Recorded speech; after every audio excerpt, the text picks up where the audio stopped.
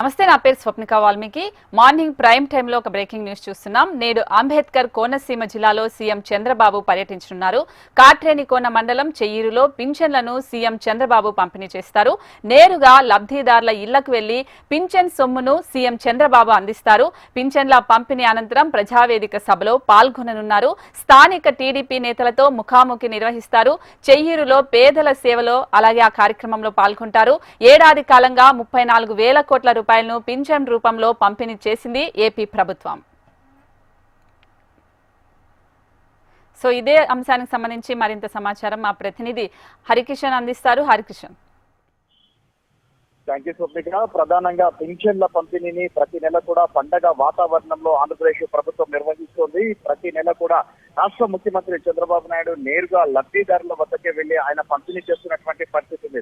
దగ్గర రాష్ట్ర వ్యాప్తంగా 65,30,000 మందికి పింఛన్ను అందజేస్తున్నటువంటి పరిస్థితి ఉంది. ఇందుకోసం 2,717 కోట్ల రూపాయలని ప్రభుత్వం ప్రతి నెల ఖర్చు చేస్తోంది. ఇప్పటి వరకు కూడా ఇది 12వ నెల ప్రభుత్వం వచ్చిన తర్వాత దగ్గర 35,000 కోట్ల రూపాయలు పింఛన్ రూపంలో అందరికీ కూడా నేరుగా అందించినటువంటి పరిస్థితి ఉంది. మరోవైపు ఈ నెల నుంచి కూడా 93,000 మంది వితంతువులను అదనంగా యాడ్ చేయడం జరిగింది. వారందరికీ కూడా ఈ నెల నుంచి పింఛన్లు అందిస్తారు. మరోవైపు ఇటు దగ్గర 5 లక్షల మంది కొత్తగా వివిధ వర్గాలకు సంబంధించినటువంటి వారిని గుర్తించడం జరిగింది. వారికి అతి త్వరలో కూడా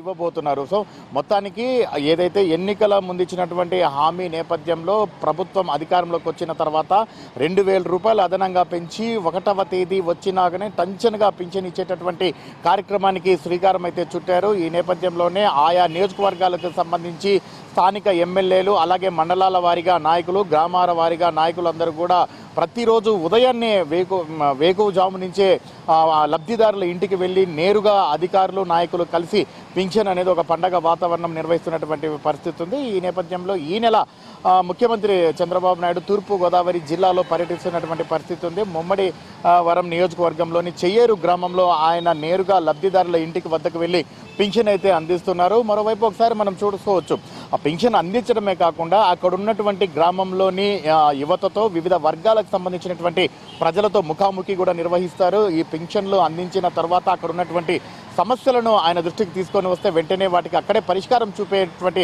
ప్రయత్నం కూడా చేస్తున్నటువంటి పరిస్థితి ఉంది. ఈ 12 నెలల కాలంలో ప్రతి నెల కూడా ఒక్కొక్క జిల్లాలో ముఖ్యమంత్రి పర్యటిస్తున్నటువంటి పరిస్థితి అయితే ఉంది. మొత్తానికి ఎన్నికల ముందు ఇచ్చినటువంటి హామీని ఒక్కొక్కటిగా అమలు చేసుకుంటూ వస్తున్నాం కాబట్టి ఇప్పుడు పింఛన్లు అనేది కూడా ఎన్నికల తర్వాత ఫస్ట్ హామీగా ఆయన అమలు చేశారు. సో దాన్ని అట్లనే కంటిన్యూగా చేసుకుంటున్నటువంటి పరిస్థితి ఉంది. ఎవరైతే ఇంకా ఎక్కువ మంది లబ్ధిదారులు ఉన్నారో వాళ్ళందరికీ కూడా వీలైనంత త్వరగా అవి అందించే ప్రయత్నం చేస్తామని చెప్పేసి ముఖ్యమంత్రి చెప్తున్నటువంటి పరిస్థితి. Right Harikrishna, thanks for the updates.